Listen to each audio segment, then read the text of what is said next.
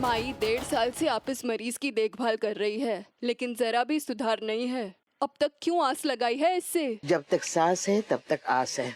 इसे देखती हूँ तो लगता है जैसे कोई शक्ति इसे घेरे हुए है। इसके साथ भगवान कृष्ण का आशीर्वाद है, जो चाहता है कि ये जिंदा रहे।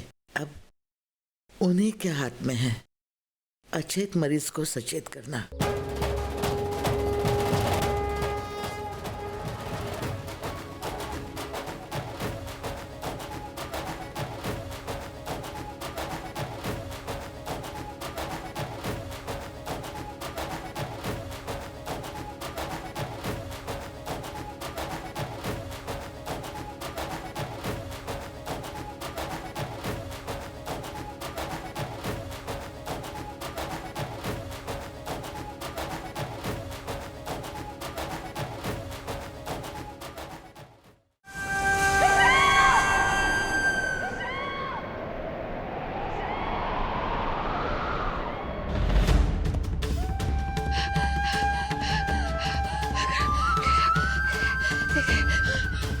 माई, ये तो चमत्कार हो गया। भगवान श्री कृष्ण ने आपकी प्रार्थना सुन ली।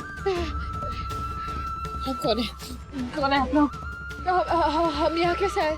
कृष्णा का है, हमारे पति का है। हम कैसे आए यहाँ पे? कोई कुछ बताता क्यों नहीं है? बेटा सुनो, 1.5 साल पहले एक एक्सीडेंट में तुम हमें लगभग मरी हुई अवस्था में मिली थी।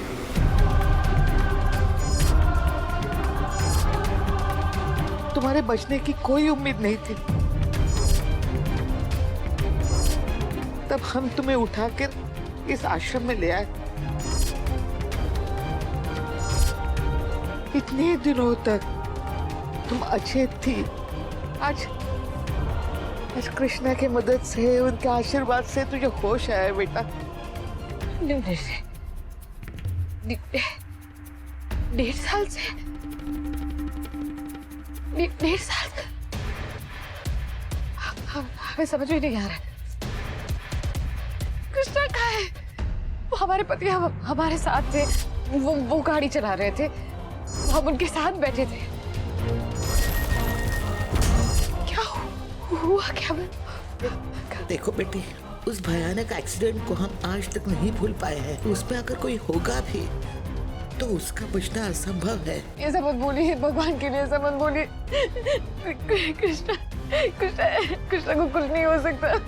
कृष्णा को कुछ नहीं हो सकता। हमें कृष्णा के पास जाना है।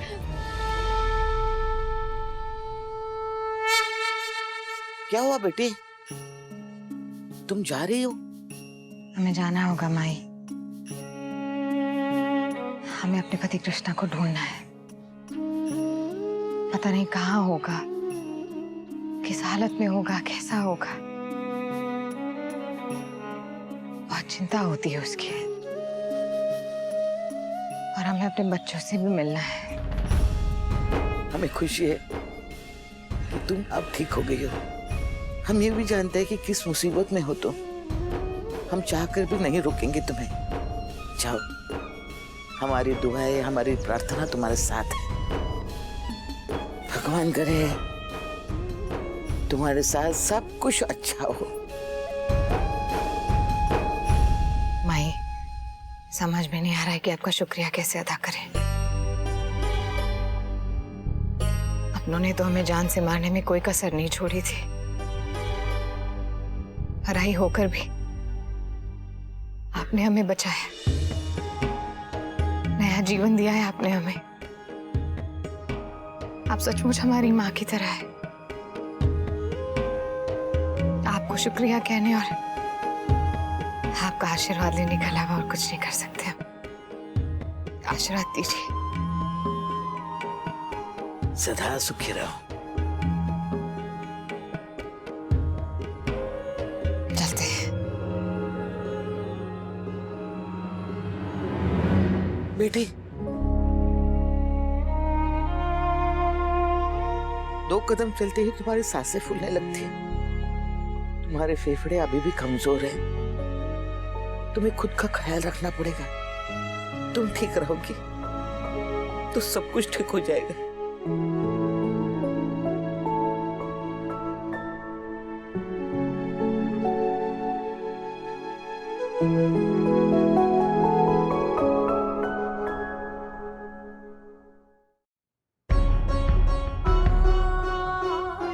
उस घर में आपको जहर दिया जा रहा था।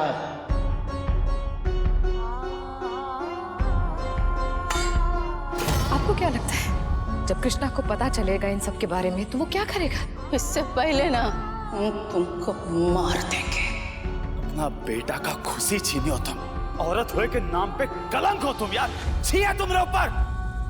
आज से तुमरा हमरा रिश्ता खत्म।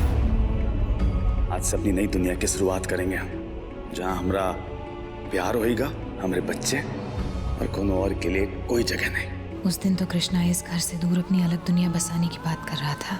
वो तो यहाँ नहीं होगा। जिद्दी है, उसने माफ नहीं किया होगा अम्मा को। फिर कहाँ होगा वो? क्या घर वालों को उसके बारे में कुछ पता होगा? कैसे पता करें?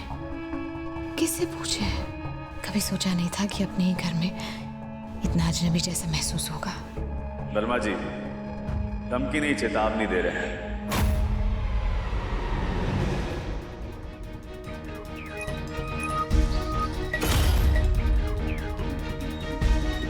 कम शब्दों में ज्यादा समझ जाओगे तो सेहत के लिए बढ़िया है, वरना क्या है अस्पताल भी लेने से इनकार कर देगा। समझ गए?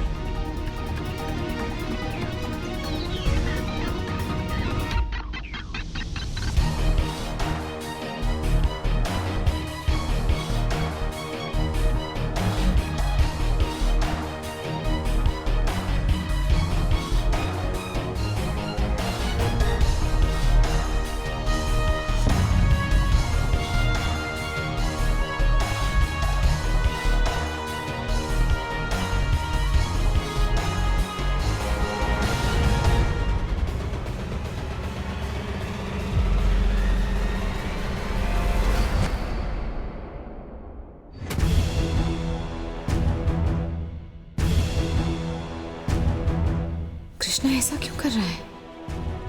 देख के अनदेखा कर दिया हमें, या जानबूझकर शरारत तो नहीं कर रहा?